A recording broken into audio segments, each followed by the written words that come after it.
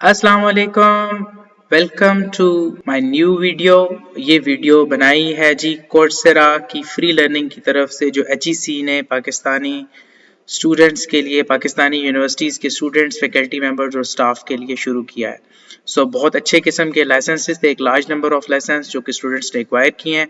HEC ने वो portal दोबारा ओपन कर दिया है कि कुछ और लाइसेंसेस रिवोक हुए हैं, बचे हैं, तो अब जो रिमेनिंग स्टूडेंट्स हैं वो उसके दोबारा अप्लाई कर सकें। तो जैसे ही पोर्टल दोबारा ओपन हुआ है तो क्वेश्चंस पुराने दोबारा ओपन हुए हैं कि जी अप्लाई कैसे करना है। तो आज मैं दोबारा एक वीडियो बना रहा हूँ, एक सिंपल सी क्विक वीडियो कि आपने HEC के कोर्सेरा फ्री लर्निंग के लिए अप्लाई कैसे करना है।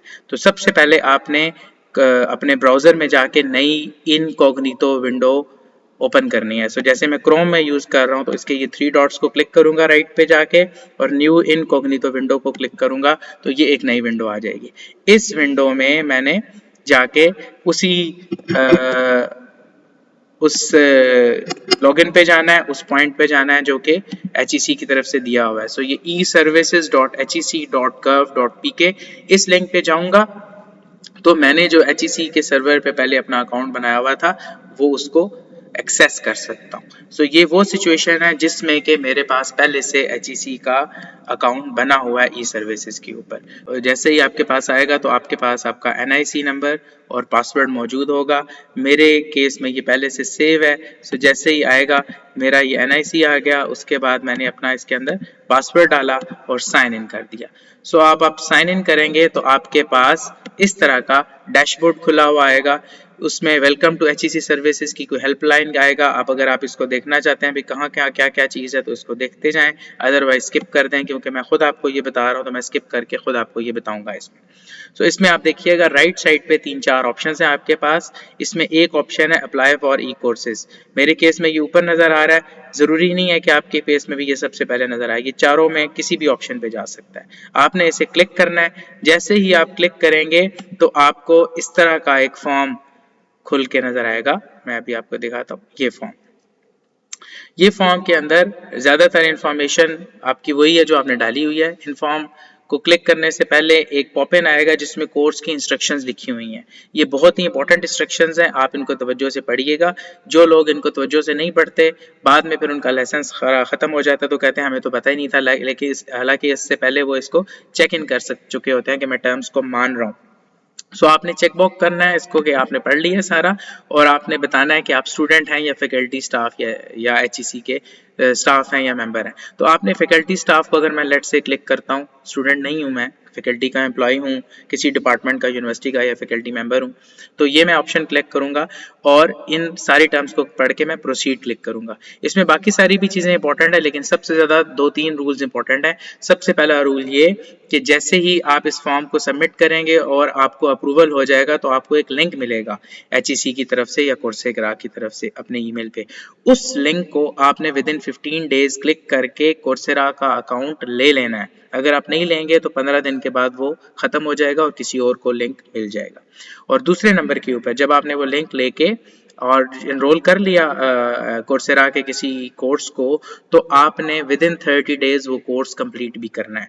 HEC हमेशा 2 चीज़ों के ऊपर चेक रखेगा कि आखिरी 15 दिन में आपने कोई एक्टिविटी की है। एक्टिविटी का मतलब है आपने कोई वीडियो, कोई असाइनमेंट, कोई क्विज कुछ की है, आगे मूव ओवर किया है किसी कोर्स में।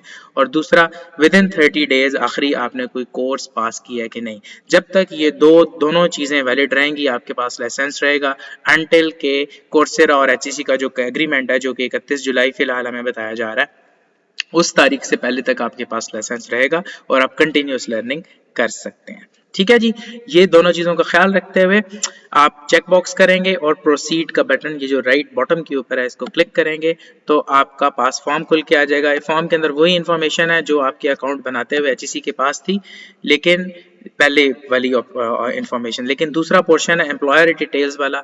जब आप एज अ फैकल्टी या मेंबर या स्टाफ आएंगे तो आपको एम्प्लॉयर डिटेल्स की फॉर्म आएगा। अगर आप स्टूडेंट आएंगे तो आपकी रजिस्ट्रेशन नंबर और वो वाला फॉर्म खुलेगा।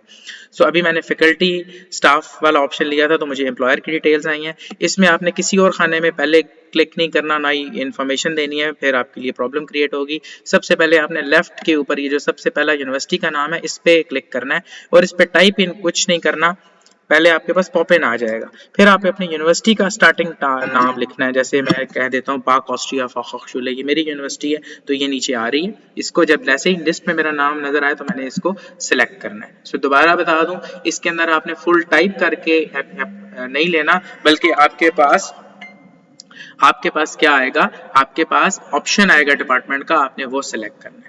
ठीक है, दूसरे नंबर के ऊपर आपके पास कैंपस की इंफॉर्मेशन आएगी। जब पहला ग्रीन हो जाए दूसरे पे आपने जाना है, और जितने आपके एक से ज्यादा कैंपसेस हैं तो जो आपका कैंपस लिस्ट में आए आपने उसको सिलेक्ट करना है। दोबारा मैं बता रहा हूँ, इसमें आपने ऑप्शन को सिलेक्ट करना है, ना कि खुद से टाइप करना है।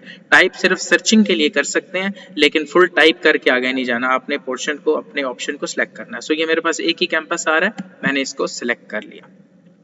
तीसरे नंबर पे डिपार्टमेंट आ गया। मुझे पता है कि मेरा डिपार्टमेंट कौन सा, आपको भी पता होगा। आप अपने डिपार्टमेंट को सर्च करेंगे और उसको सेलेक्ट करेंगे। ठीक है, सो ये सारे खाने आपने पहले 3 वाले सेलेक्ट करने हैं। आखिरी उसके बाद आ गया year of joining. Year of joining में भी आपको पता होगा आपने किस साल ज्वाइन किया, तो वो अपना लेट से मैं लिख देता हूँ 2022 या आपका जो भी साल है वो आपने ज्वाइनिंग का लिख देना है। उसके बाद आपकी डेजिग्नेशन क्या है तो वो भी लिस्ट आएगी, और आपने उसके अंदर भी ढूंढनी है कि आपकी कौन सी है। अगर आपको डायरेक्ट नजर नहीं आ रही तो आप सेलेक्ट करें, जैसे मैं अपनी लिखता हूँ। तो ये जैसे ही मुझे मिली मैंने सेलेक्ट की एसोसिएट प्रोफेसर, और ये मेरी ऑप्शन सेलेक्ट हो गई। सो ये 5 के 5 खाने आपने सर्च करके सिलेक्ट करने हैं, फुली टाइप करके आगे नहीं निकलना। बहुत सारे लोग ये प्रॉब्लम करते हैं और उनका फॉर्म फिल नहीं होता। उसके बाद एरिया ऑफ इंटरेस्ट है, इसमें भी आपने सेलेक्ट ही करना है। आप आर्ट्स के हैं, बिजनेस के हैं, जरूरी नहीं है कि आप अपने फील्ड के लिए करें। असल में आपने वो फील्ड करने हैं जिनकी लर्निंग आप करना चाह रहे हैं। लेट्स से मैं इंजीनियरिंग का बंदा हूं, लेकिन मैं चाहता हूं जी मैं कंप्यूटेशन के अंदर जाऊं, या मैं बिजनेस करना चाहता हूं, मैंने पहले बिजनेस नहीं किया, तो मैं वो वाली चीजें सीखने की कोशिश करूंगा जो मेरे कैरियर को बूस्ट करें। हाँ, अपने फील्ड की चीजें भी अगर मैं सीखना चाहता हूँ तो वो मैं लिखूँ। लेट्स से मैं बिजनेस कर देता हूँ, कंप्यूटर साइंस कर देता हूँ, और फिजिकल साइंस एंड इंजीनियरिंग तीनों कर देता हूँ। ठीक है जी। उसके बाद इंस्टीट्यूट का सेकेंडरी ईमेल आपने लिखना है यहाँ, जो आपका है। इसमें जहन एक बात याद रखिएगा, जो आपने पहले लॉगिन बनाया हुआ था HEC का, उससे दूसरा वाला ईमेल यहाँ देना है। इसमें याद रखिएगा कि आपने वो ईमेल देना है जो कि आपके इंस्टीट्यूट का है प्रेफरेबली, और HEC प्रेफरेबली उन ईमेल्स के ऊपर आपको ईमेल करता होता है जिसके ऊपर आपने HEC के अंदर लॉगिन बनाया था। वो आपका पर्सनल ईमेल हो तो बेहतर है। उसकी वजह यह है कि इंस्टीट्यूट के ईमेल्स चेंज भी हो सकते हैं अगर आप जॉब चेंज कर लें या कुछ कर लें, लेकिन आपका जो पर्सनल ईमेल है हमेशा वो सेम रहता है, और आपका जो कोर्सेज होंगे वो हमेशा उसके ऊपर लॉगिन होते रहेंगे। सो आपने पर्सनल ईमेल को यूज करें तो वो प्रेफरेबल है कोर्सेरा के साथ। और यहाँ आपने इंस्टीट्यूट का ईमेल डालना है, ताकि अगर इन केस आपका वेरीफाई करना पड़ जाए या पासवर्ड गुम जाए या कोई और वेरिफिकेशन की जरूरत पड़े तो ये ईमेल का एक और ऑप्शन आपके पास मौजूद रहे। आखिरी चीज है डॉक्यूमेंट में आपने इसको क्लिक करना है, और आपने जो भी डॉक्यूमेंट आपने पहले से रखा होगा, आपका एम्प्लॉयमेंट का जॉब एम्प्लॉयमेंट हो सकती है, आपका कार्ड हो सकता है एम्प्लॉयमेंट का, वो कोई भी आप अपलोड कर सकते हैं। लेकिन उसमें एक चीज का ख्याल रखिएगा कि ऐसा कार्ड होना चाहिए या ऐसा डॉक्यूमेंट होना चाहिए जिसमें आपने जो ऊपर क्रेडेंशियल्स दिए हैं वो वेरीफाई हो सके। अब कई लोगों ने वेबसाइट से अपने प्रोफाइल की पिक्चर्स डाली हुई थी, तो भाई प्रोफाइल से पिक्चर तो कोई भी डाल सकता है, तो आपने वो चीज देनी है जिससे आप ऑथेंटिकेट हों कि आप ही हैं, और आपका डॉक्यूमेंट, आमतौर पे वो डॉक्यूमेंट किसी और के पास नहीं जा सकता। तो उस डॉक्यूमेंट से आपका नाम और आपकी एफिलिएशन उसी इंस्टीट्यूट से शो हो रही होनी चाहिए। ये आप जब अपलोड कर देंगे आप, तो आपको उसके बाद आप फॉर्म को राइट पे जाके सबमिट कर सकते हैं। डॉक्यूमेंट से एक और भी रिलेटेड बात बता दूं कि कई दफ़ा फोकल पर्सन खुद आपको बता देते हैं इंस्टीट्यूट के ईमेल के थ्रू पूरे इंस्टीट्यूट में कि जी मुझे ये वाला डॉक्यूमेंट चाहिए। वो उस इंस्टीट्यूट में सबसे इजीली अवेलेबल हो सकता है या उसके लिए इजीली हो सकता है वेरीफाई करना। अगर फोकल पर्सन को 10-15 डिफरेंट किस्म के आप डॉक्यूमेंट्स देंगे तो उसके लिए उसको वेरीफाई करना मुश्किल होगा, बार बार वो इधर उधर ढूंढेगा। और एक और प्रॉब्लम भी हो सकती है, अगर आपने डॉक्यूमेंट ठीक ना दिया और आपके फोकल पर्सन ने आपको वेरीफाई ना किया, तो बाकियों को लाइसेंस मिलते रहेंगे और आप इंतजार करते रहेंगे अनटिल आपको वो वेरीफाई कर ले। और अगर आपको वेरीफाई नहीं कर पाता, वो आपकी एप्लीकेशन रिजेक्ट कर देता है, तो याद रखिएगा रिजेक्शन के बाद HEC का बहुत ही मुश्किल प्रोसीजर है, और रिजेक्ट होने के बाद आपको दोबारा आराम से लाइसेंस नहीं मिलेगा। सो ये सबमिट कर देंगे तो आपका फॉर्म सबमिटेड हो जाएगा। मैं दोबारा मेन स्क्रीन पे जाता हूँ। जब आप ये फॉर्म सबमिट करेंगे तो स्टेटस में नीचे सबमिटेड आएगा, मैंने सबमिट नहीं किया इसलिए सेव आ रहा है। और जब आप सबमिट करेंगे तो आपके फोकल पर्सन के पास उसके पोर्टल के ऊपर लिखा हुआ आ जाएगा। ये मैं फोकल पर्सन का भी दिखा देता हूँ। ये ऐसा फोकल पर्सन का होता है। अभी लिस्ट में कुछ नज़र नहीं आ रहा, लेकिन लिस्ट में वहाँ फोकल पर्सन को नज़र आना शुरू हो जाता है कि आपने अप्लाई कर दिया। वो आपकी डॉक्यूमेंट, अपनी चीज़ों को वेरीफाई करता है, और जैसे ही वो वेरीफाई कर देता है तो आपके इस स्टेटस में अप्रूव लिखा हुआ आएगा, और अप्रूवल के बाद आपको कोर्सेरा की तरफ से लिंक मिलेगा, जिससे ऊपर आप कोर्सेरा में जाके तो लर्निंग स्टार्ट कर सकते हैं। अब सवाल पैदा होता है, बहुत सारे लोग कहते हैं जी मैंने अप्लाई तो कर दिया, मुझे लिंक नहीं आया। उसके लिए मैं किसी और वीडियो में क्लिक करूंगा, बताऊंगा, और अगर मैंने बनाई हुई है तो मैं ऊपर उसका लिंक भी शेयर कर देता हूँ। अच्छा, दूसरा अब रह गया कि मैंने फैकल्टी के लिए फॉर्म फिल किया, अगर मैं स्टूडेंट हूं तो फिर मुझे फॉर्म कैसे फिल करना है। मैं उसी फॉर्म में दोबारा जाता हूं, ऊपर वाली इन्फॉर्मेशन मेरी वही रहेगी, इस दफ़ा वही टर्म्स एंड कंडीशन सेम है, टर्म्स एंड कंडीशन चेंज नहीं होंगे। इस दफ़ा सिर्फ मैंने स्टूडेंट सेलेक्ट करना है और चेक बॉक्स करके प्रोसीड कर देना है। इस दफ़ा जब मैं प्रोसीड करूंगा तो जो मेरा फॉर्म, शुरू वाली इंफॉर्मेशन जो मैंने डाली थी वही आएगी। एक चीज आएगी city of residence. City of residence जिस इलाके का मैं हूँ मैंने वो लिख देना है। मैं एबटाबाद का हूँ या सरगोदा का हूँ या जामी उलट से मैं सरगोदा लिख देता हूँ जी। तो सरगोदा को लिख दिया, और उसके बाद एकेडमिक डिटेल्स आएंगी। जब फैकल्टी या स्टाफ मैंने सेलेक्ट किया था तो यहाँ एम्प्लॉयर डिटेल्स आई थी। जब मैंने स्टूडेंट कहा है तो यहाँ एकेडमिक डिटेल्स आई हैं। स्टूडेंट के लिए मैं यूनिवर्सिटी का नाम लिखूंगा, लेट से मैं पाक ऑस्ट्रिया लिख देता हूँ। दोबारा आपकी जो भी यूनिवर्सिटी होगी आपने वो लिखनी है। दोबारा इसके अंदर टाइप नहीं करना, सिर्फ सर्च करने के लिए टाइप करना है, और उसके बाद आपने सेलेक्ट करना है अपने डिपार्टमेंट, अपनी यूनिवर्सिटी को। और याद रखिएगा लेफ्ट से शुरू करना है आपने। पहले डिसिप्लिन, फील्ड ऑफ स्टडी या कैंपस देने की कोशिश नहीं करनी, क्योंकि जब आप पहला सेलेक्ट करेंगे तो उसके हिसाब से जो एचईसी के सॉफ्टवेयर पे आपके कैंपसेस और आपकी इंफॉर्मेशन मौजूद है वो मिलेगी, वरना आपका फॉर्म एरर देगा, और ये बहुत सारे स्टूडेंट्स गलती करते हैं। तो पहले आप अपनी यूनिवर्सिटी का नाम देना है, उसके बाद कैंपस को क्लिक करें तो आपकी यूनिवर्सिटी के सारे कैंपसेस लिस्टेड होंगे। अगर ज्यादा कैंपसेस हैं तो सर्च कर लें, हल्का सा टाइप करें, और जब आपका नजर आए तो उसे सेलेक्ट करें। मेरे में एक ही कैंपस है, मैंने उसको क्लिक किया तो ये सेकंड ऑप्शन आ गया। थर्ड है जी डिसिप्लिन, फील्ड ऑफ स्टडी। ये भी पहले से गिवन होते हैं, आपने देखना है। लेट से मेरा इंजीनियरिंग एंड टेक्नोलॉजी है, मैंने अपना सेलेक्ट कर लिया, आप भी अपना सेलेक्ट कर सकते हो पॉप इन में कि जी आपका मेडिकल साइंस है या जो भी, ठीक है जी। उसके बाद नेक्स्ट स्टेज है डिपार्टमेंट। डिपार्टमेंट आपका जो है आपके यूनिवर्सिटी के अंदर, वो आपको सारी लिस्ट सामने आ जाएगी। आपने अपने गिवन डिपार्टमेंट के ऊपर क्लिक करना है और वो सिलेक्ट हो जाएगा। अगर बहुत ज़्यादा डिपार्टमेंट्स हैं तो आप शुरू में उसका नाम लिखें, आपको नज़र आ जाएगा, ठीक है। लेट्स से मेरा मैकेनिकल मैन्युफैक्चरिंग इंजीनियरिंग है तो मैंने उसको सिलेक्ट कर लिया। अगर आपका डिपार्टमेंट नहीं है तो फिर आपने अपने फोकल पर्सन को बताना है, या कई दफ़ा यहाँ हाँ अदर्स का ऑप्शन नहीं है, सो इसमें आपने अपने फोकल पर्सन को बताना है जी मेरा डिपार्टमेंट शो नहीं हो रहा, तो वो एचईसी को बताएंगे और एचईसी आपका डिपार्टमेंट ऐड कर देगा।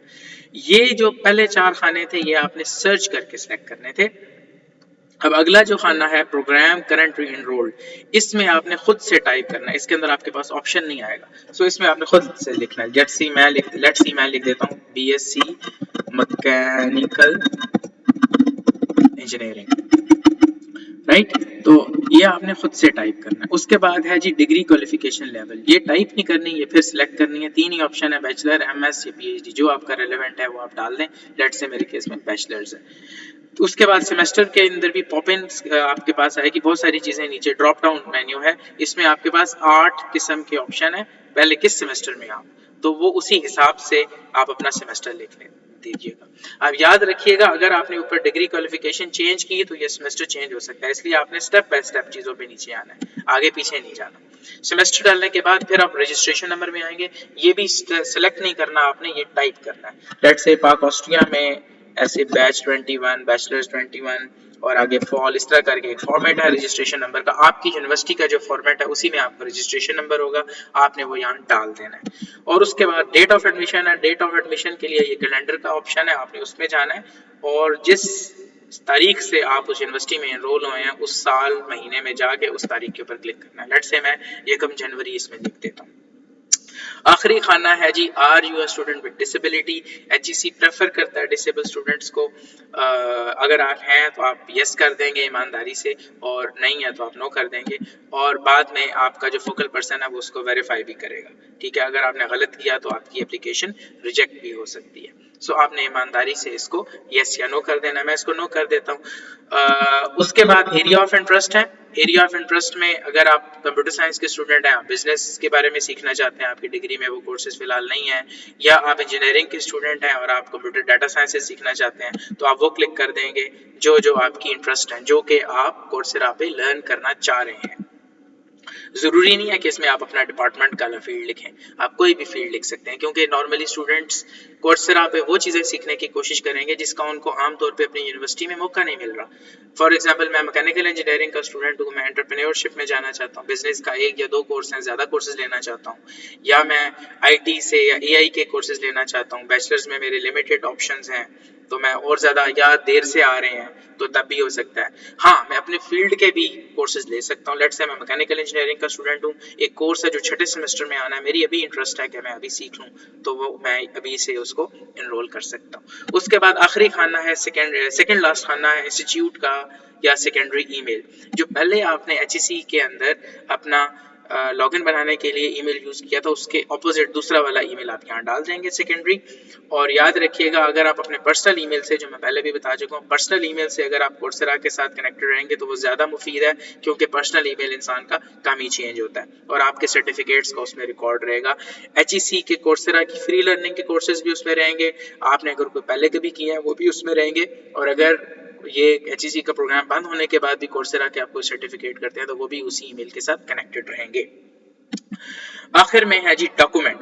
डॉक्यूमेंट्स के अंदर आपने वो डॉक्यूमेंट अपलोड करनी है जिसपे आपके जो ऊपर क्रेडेंशियल्स हैं वो वेरीफाई हो सके। अगर आप यहाँ आप NIC अपलोड कर देंगे तो वो किसी का भी NIC हो सकता है, वो आपका वैलिड डॉक्यूमेंट नहीं है। सो आपने ऐसा डॉक्यूमेंट शो करना है जिसमें कि आपका रजिस्ट्रेशन नंबर या आपका नाम, आपकी तस्वीर और आपकी उस यूनिवर्सिटी के साथ एफिलिएशन शो हो रही हो, तभी फोकल पर्सन आपको अप्रूव कर सकेगा। अगर आप कोई अजीब सी चीज डाल देते हैं तो फोकल पर्सन के लिए मुश्किल हो जाएगा। स्टूडेंट्स ने यहाँ तक किया कि अपनी असाइनमेंट्स अपलोड कर दी। भाई, असाइनमेंट अपलोड करने से हमें क्या पता कि आप कौन हो? तो इस तरह की एप्लीकेशंस रिजेक्ट हो सकती हैं। और याद रखिएगा, अगर आपकी एप्लीकेशन एक दफ़ा रिजेक्ट हो गई, जो मैं पहले भी बता चुका हूँ, तो HEC दोबारा उसको आराम से एक्सेप्ट नहीं करेगा। इसी तरीके से अगर आप कोई डिस्टर्बिंग डॉक्यूमेंट करेंगे तो आपका फोकल पर्सन डाउट में आ जाएगा, वो आपको वेरीफाई नहीं करेगा।